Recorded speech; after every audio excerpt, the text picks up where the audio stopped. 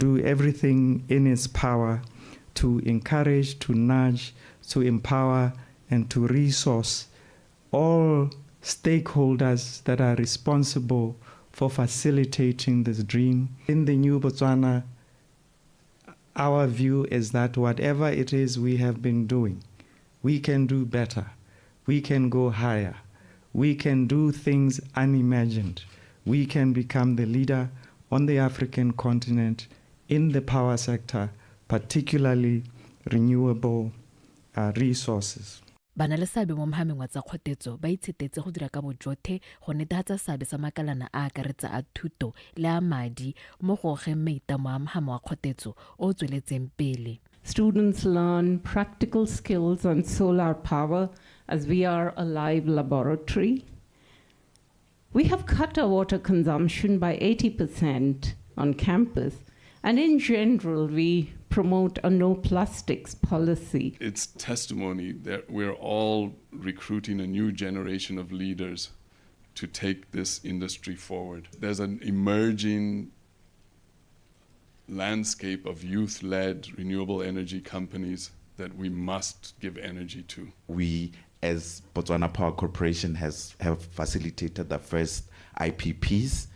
Later on, that function was moved to the ministry, where they are the ones now who are procuring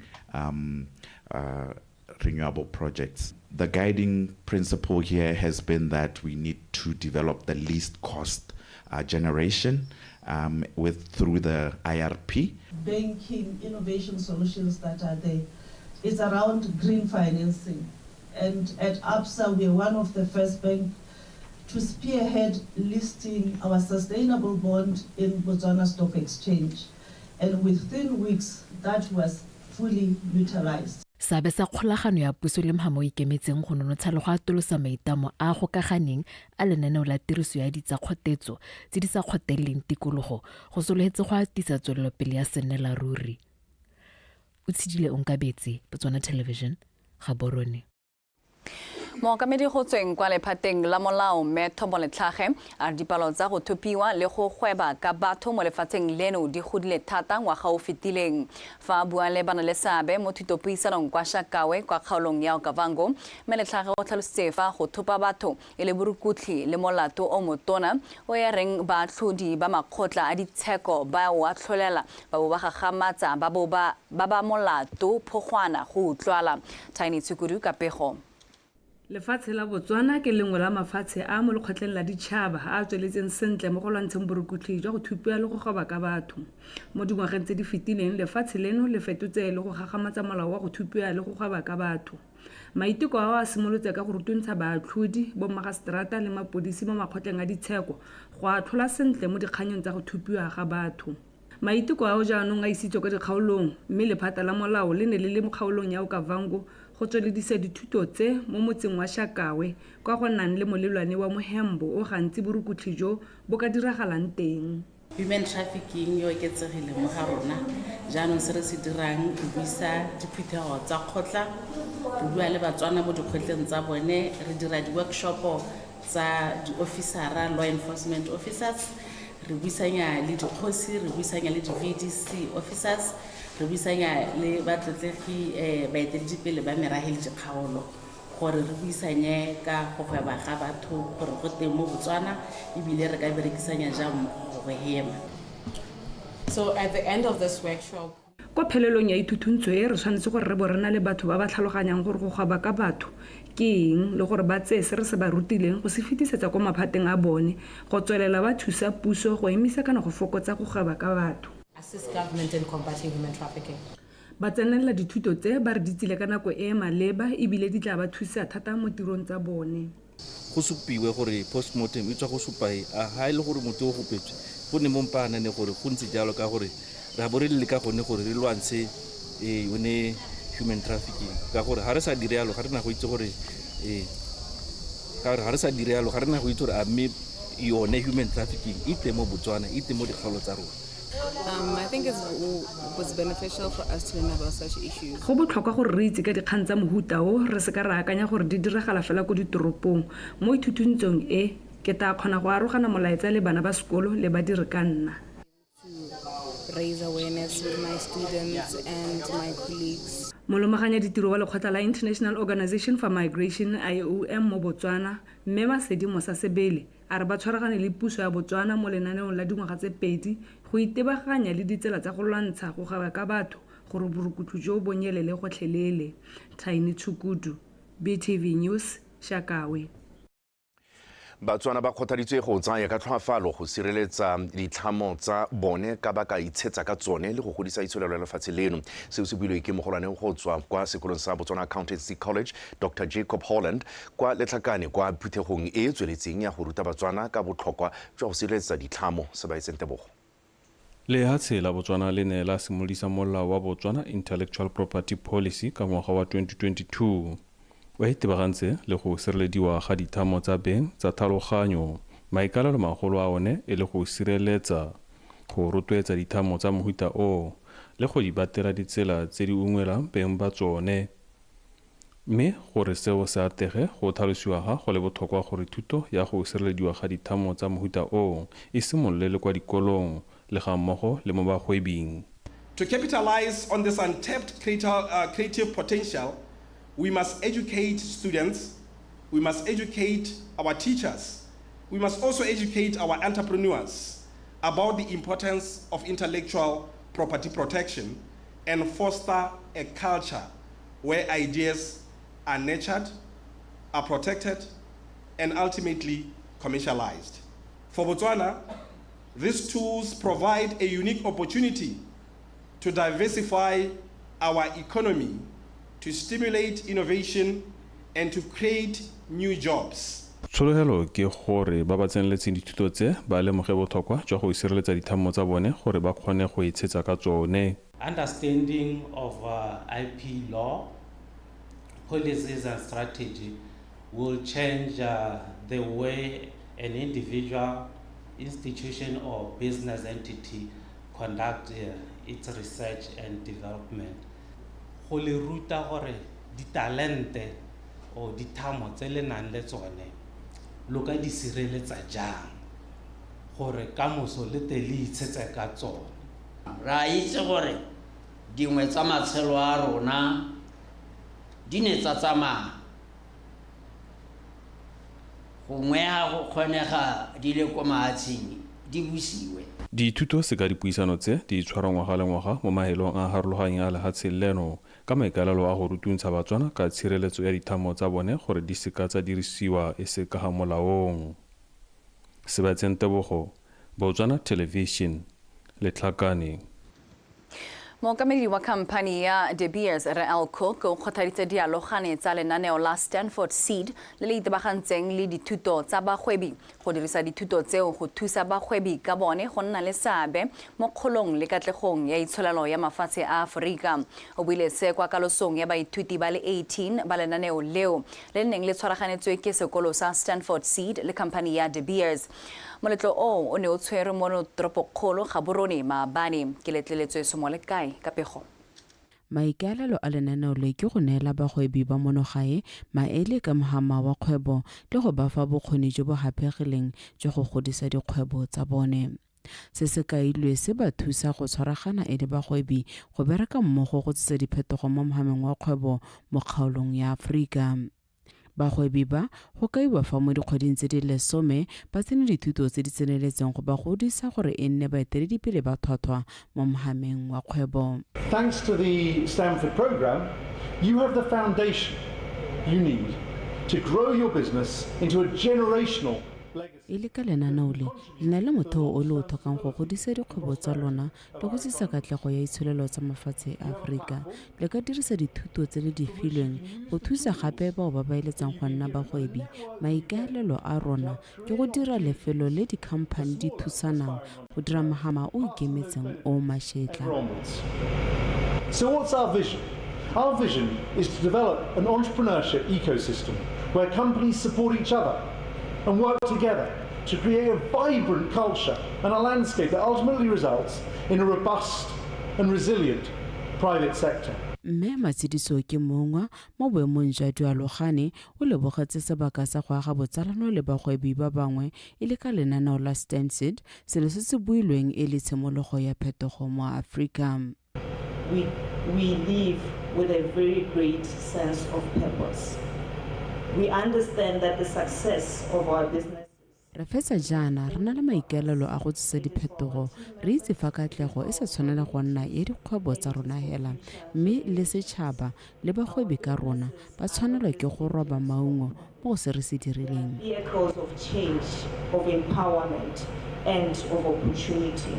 Bangwe ba baeteledipele ba mohama wa kgwebo ba supa go le botlhokwa fela thata gore dialogane di inaakanye le sebaka sa go atolosa dikgwebo tsa bone kwa ntle ga lefatshe leno. What we've been able to do is to take a company from Botswana and grow it regionally, and in our field what we've been able to do is achieve #1 status. Re kgonne go tsaya kgwebo ya rona re thoma pele mo mafatsheng a farologaneng a kgaolo ya Afrika mme le lona le le dialogane go ka nna molemo fa le ka dira jalo. 90 graduates altogether and the 18 that are graduating today, that these are the sort of opportunities that are out there.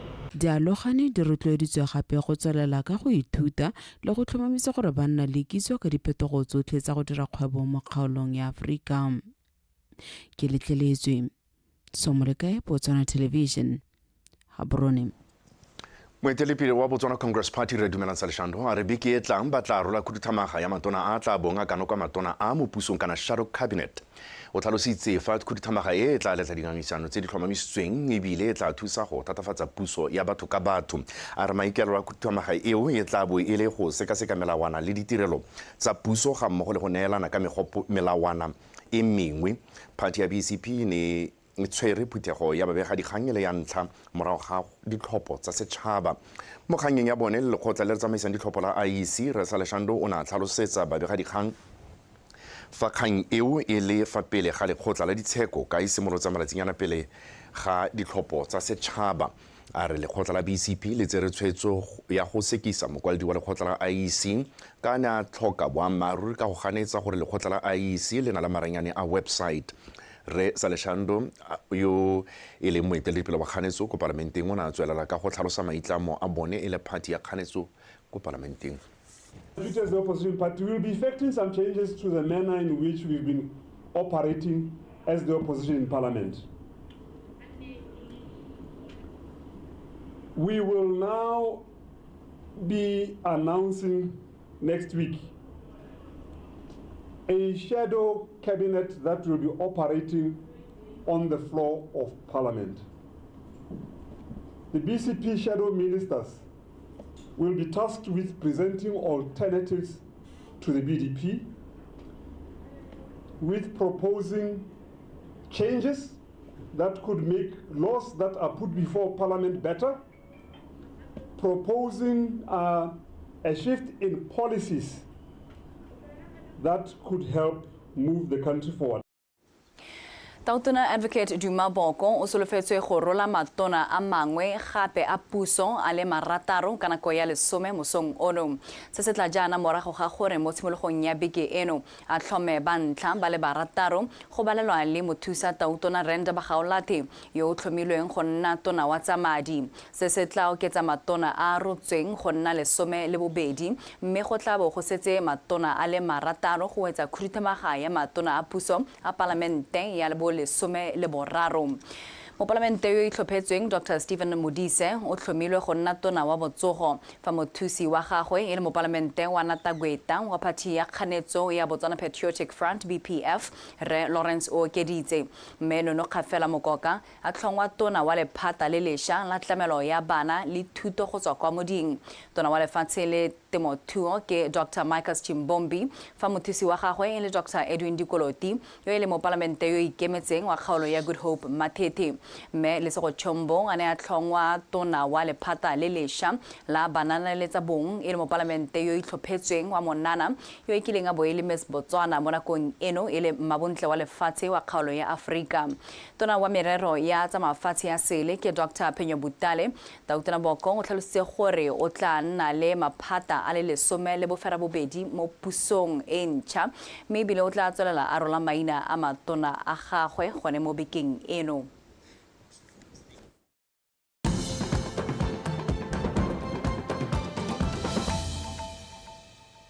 Mookamela mapodisa a phitsane molopo mo kgaolong ya morolong Superintendent Thusego Kenyafetse o tlhalositse fa ene a re kgwedi eno e le 10 bana ba le babedi ba dingwaga tse di fa gare ga 10 le 13 ba nwela mo letamong la Molete. Bobedi jo bo ne bo dira lekwalo la botlhano le borataro go tlhalosiwa fa ba ne ba ya go thuma mme mongwe a nwela o mongwe a leka go mo falotsa mme le ene a felela a nwetse. Bana bao ba ne ba ragosediwa kwa sepateleng sa Good Hope kwa go rifaditsweng fa ba sa tlhole ba le mo botshelong.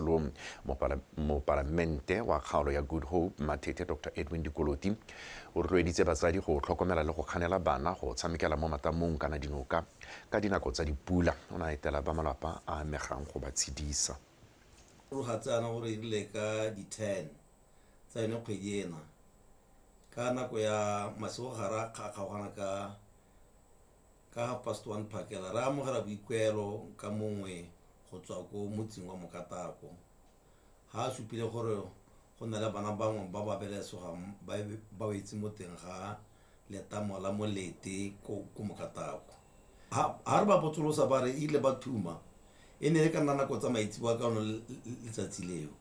Ha ba sena ba thuma ba bangwe be ba tsamela ko teng ga metsi mme ka o diretseng ka teng o mongwe a nwela mo metsi o mongwe mmata wa gagwe a bare o ya motshware le ena a ba nwela mo teng ga metsi. Yaanong ba babedi ba ne ba le ko mora ba ne ba sa tsena mo teng ba ntse go le bakanyana ba ipulela gore ba tatswa go itlela ba itlhoboga maitseboa thata ka nako tsa bo 6 ka tshokologo. Mo gore hanga ba mo sele o so ha bara ba nka bene ba tshamekela metsing ao kgotsa be ba ha ba tswa mo metsing ao e be ba bua kgotsa ba tshameka ka ne ba thumma hala ha ya re matata ka gore o bo ba kwa tjore mo sele gore o koti ga o wela mo teng mo le bara ba ba karang ka bone bao wa tsenela o tsena ga o jwa mo teng o koti. Sekolo sa ithutelo ditiro tsa temothuo sa Botswana University of Agriculture and Natural Resources BUAN se tla tshwara letsatsi la temothuo kgwedi e tlang ya Sedimonthole e fera bobedi. Maikalelo a letsatsi leo e tla bo e le go fa Batswana bogolo jang banana sebaka sa go kopana le go abelana maele le kunkuru ya go simolola dikgwebo tse di ka godisang hama wa go dira dijo. Se se builwe ke mogokgo wa sekolo seo Professor ke Tlhatlogile Mosepele fa a rolela babega dikgang maikalelo letsatsi leo ke o lebogile ra dipotsane ka pego. Letsatsi le la balemi ba ruile tabanela sebaka sa go rekisa leruo ka palobalo ha balemi ba ta supa bo ba rekisa merogo le tse dingwe.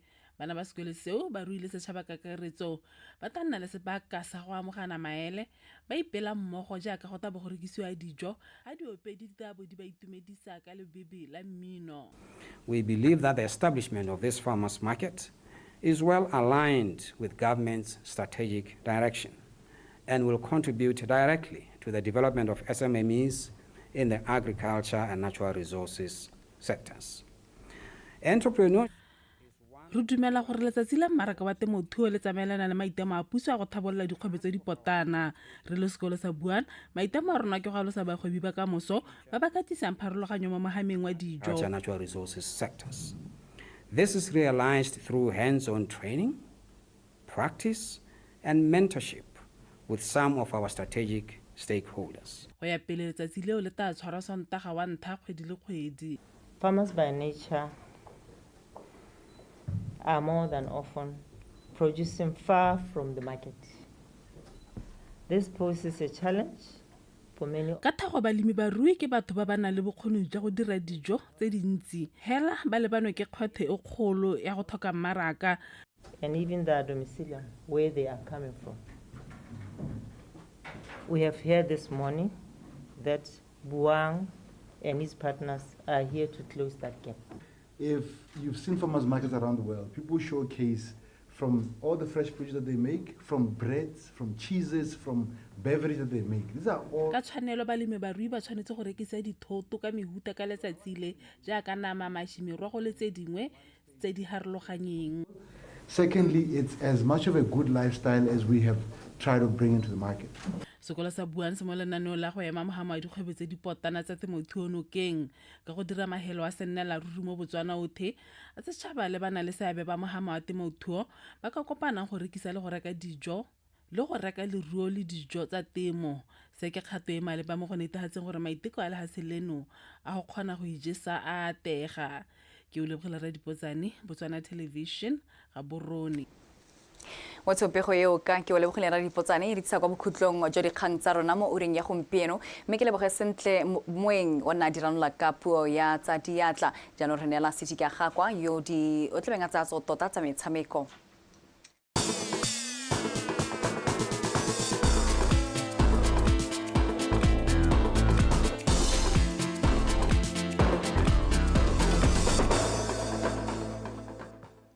Tla ke go lebege wena Rati ga mmogo le Regi ka pego eo ye le dirileng ka manontlhotlho motsona wetsho amagela dikgang tsa metshameko nna ke bidiwa hela gote seti ke aga kwa kgang tsa rona tsa re lekgotla la Botswana Football Association le rurifaditse fa Tautona Duma Boko e tla bo e le moeng wa tlotla kwa motshamekong wa go ipatlela phatlha kwa sejaneng sa Africa magareng ga The Zebras le Mauritania mo tsatsing la ka moso. The Zebras ba ba mo maemong a bobedi mo Group G mo Group C tota ka dintlha di le thataro ba tlhokana le dintlha tse tharo gore ditoro tsa bone di fetoge nnete.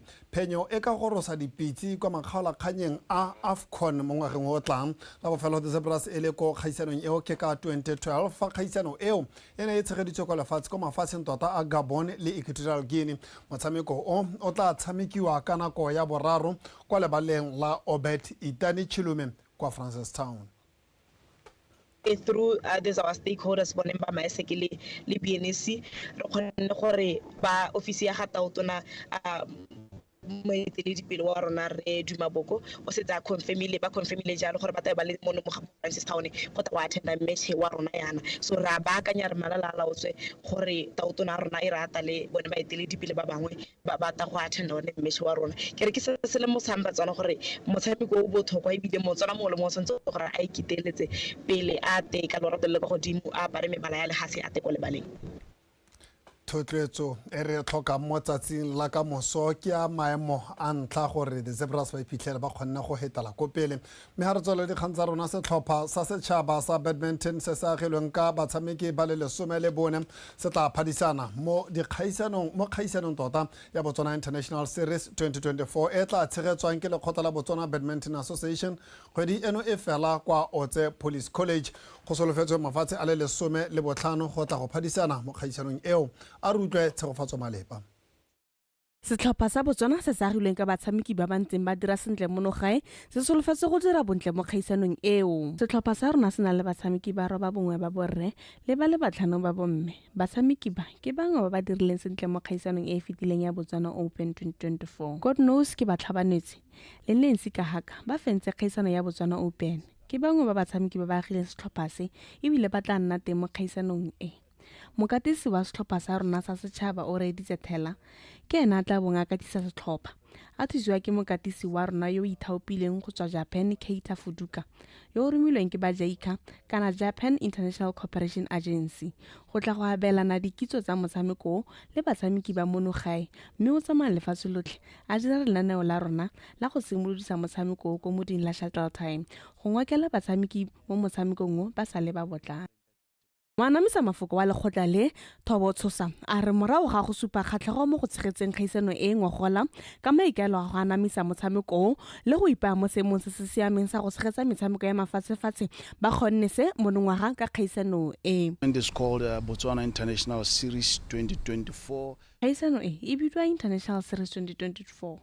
Ke karolo ya BWF kgotsa Badminton World Federation World Tour ebile le Continental Series e tsweletseng pele go ralala Afrika ile ya tshwara kwa Afrika Borwa pele. Nako eno e tla tshwara mo Botswana go simoleng kgwedi eno e le 21 go fitlha le 24 mme re solofetse mafatshe a le 15 go goroga mo Botswana kgwedi eno e le 20. We expect them to descend into the country by the 20th. Kgaisano e go solofetswe fa e tla tsenelwa ke batshameki ba ba nang le sesupo sa BWF ba batla gaisana mo matlhakoreng a bomme le borre a di-singles le di-doubles. batshameki botlhe ba ba nang le omang wa BWF kgotsa nomoro ya BWF ba tla tsaya karolo. Letsatsi la bofelo la go ikwadisa le setse le fetile. Batshameki botlhe ba ba nang le omang wa WF ba setse ba letleletswe go kwadisa pele ga nako ya go ikwadisa e fela. Go na le batshameki ba le bantsi ba ba setseng ba ikwadisitse mo nakong ya gompieno, mme ka jalo dithulaganyo tsa kgaisano di tla simolola morago ga ikwadiso eo. Motsereganyi o ipaakanyetsa go dira draw le go kgetha, mme o tla tlhoma lenaneo la batshameki ba ba amogetsweng. And the selection acceptance list. Moanamisa mafoko wa lekgotla leo o gwetlhile batswana go iketetsa ka dipalo go ema setlhopha sa Botswana nokeng ka nako ya kgaisano kwa Utse Police College. Tshegofatso Malepa, PTV Sport, Gaborone. Moanamisa mafoko wa lekgotla la Botswana Chess Federation go itse modimo makgatlhe a re lentswe setlhopha se se neng se ile go phadisana kwa kgaisanong e sa tswang go wela kwa Brazil ya World Youth Chess Championships se sa kgona go fenya dietsela fela ba ithutile go le gontsi mo ba ka ithutang mo go gone mo dikgaisanong tse di tla tlang. Lekgotla leo le ne le rometse setlhopha sa makgarejana a le mararo e leng laone Mashoboro a rona Mashoboro le Maya o timile ba ba latlhegetsweng ke ditikologo tsotlhe tse di 11 tsa kgaisano. Mafatshe a le 32 a akaretsa kemedi ya kgaolo ya Afrika e leng Botswana, Angola, Kenya le Afrika Borwa. A na iteiseng a borathana kwa kgaisanong eo ya batshameki ba ba dingwaga tse di ka fa tlase ga 12. Setlhopha se boetse monogae ka mosupologo. Timile e le Maya o timile yo neng a tsene mo karolong ya under 14. O ne jalo a le mo maemong a bo 43 out of 95 go tshimologo, mme rile yalo ga tournament e tla ko bokhutlong ra mmona a movela ko maemong a 58 a bona dintlha yalo di le 5.5 out of 11.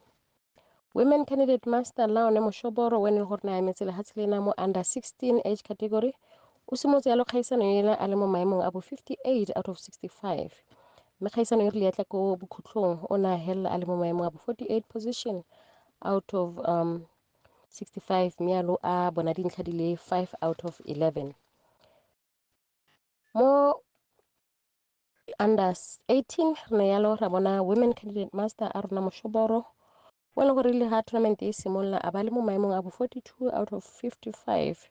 Ona hela yalo a hetsa tournament a le mo maemong a bo 41. Re itumeletse gona gore le ha se le gore be le kgonna gore le tsaye karolo mo kgaisanong ena. Ga o ka ke di-tournament tse e leng gore tota di kgona gore di re thuse re bone gona gore re bone gore batshameki ba rona ba tswelela ka tsela e ntseng ka go gola mo metshamekong ya bone. Mme hela re ithutile go le gontsi nka supa yalo gona gore competition e ntseng yana kgotsa dikgaisano tse di ntseng yana di go tsa o ipagale le talente ya gago o bona gona gore tota mme wena o ka ipaakanya ga kae go baakanyetsa di-tournament tse e leng gore di tla di kopele. Pego eo ka go itse kana tekodiso eo ka go itse one makgatlhe e ne e re tlisa jalo ko bokhutlong jwa dikgang tsa rona mo nakong ya gompieno, mme re setse re le sephatlogela go goroga ko botsubong wa thulaganyo ya rona. Re tlabe re ntse re tsweletse re go neela tse tsotlhe tse e leng gore di maleba di go lebane ebile di go tshwanetse. A mo nakong ya gompieno ke leboge kgaitsedi a ke sentle moyeng yona re lela dikgang tse ka puo ya diatla na le rona.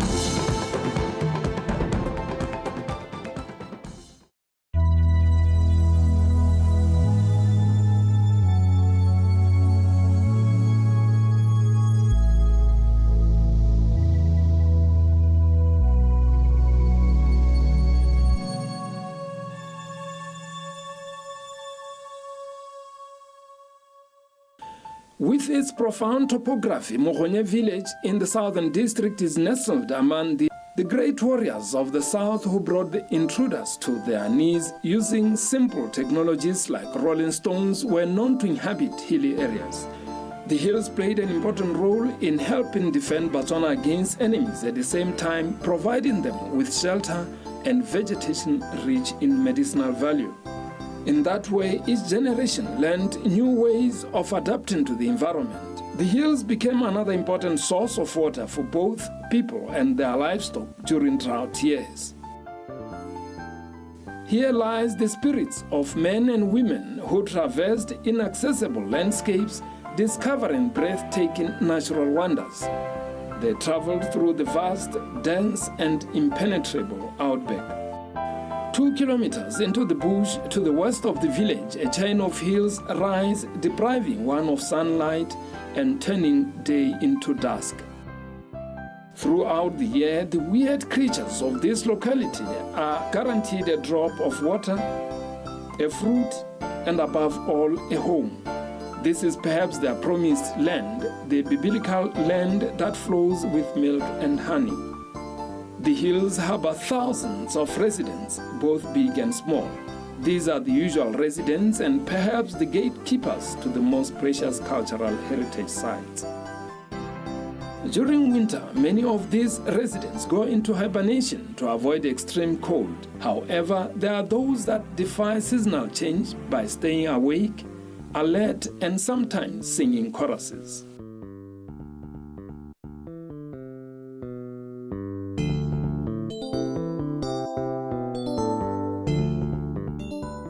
Hopuyangwe, which translates to the Leopard's Gorge, is a gorgeous creation carved out of rock by nature's unthinkable making.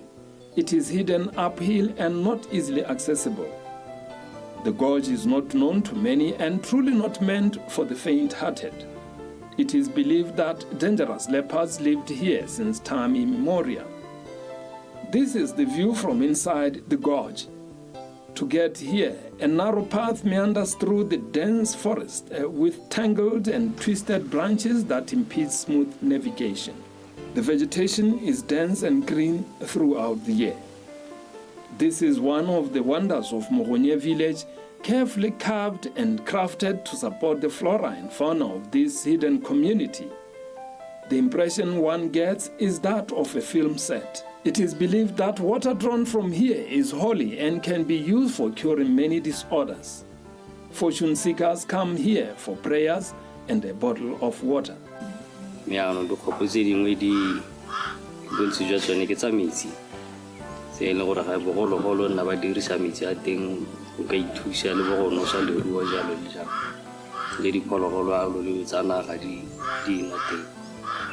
Mogonye residents say there are supernatural powers that keep guard of this gorge. There are claims of individuals who experienced the unthinkable in the past. As a result, visitors are advised to seek guidance from the village trust to avoid unfortunate incidents.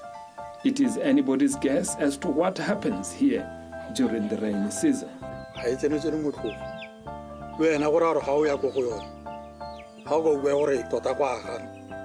Boa was called for Stella Hotel. Well, Gumara. Or so Santa Taco, La Casarani, Molimuhud.